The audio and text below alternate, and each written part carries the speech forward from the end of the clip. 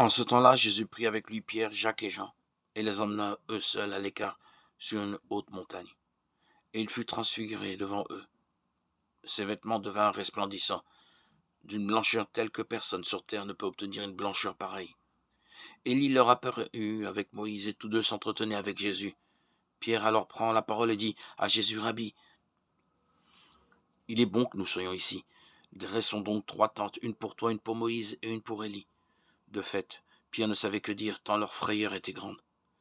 Survint une nuée qui les couvrit de son ombre, et de la nuée une voix se fit entendre. Celui-ci est mon fils bien-aimé, écoutez-le. Soudain, regardant tout autour, ils ne virent plus que Jésus seul avec eux. Ils descendirent de la montagne et Jésus leur ordonna de ne raconter à personne ce qu'ils avaient vu, avant que le Fils de l'homme soit ressuscité d'entre les morts. Et ils restèrent fermement attachés à cette parole, tout en se demandant entre eux ce que voulait dire ressuscité d'entre les morts. Évangile de Jésus-Christ selon saint Marc 9, 10. La transfiguration de Jésus est la préfiguration de ce que je vivrai dans mon propre corps à la résurrection de la chair, lorsque la grâce de Dieu m'aura tellement et totalement restauré. Il n'y aura plus d'ombre en moi.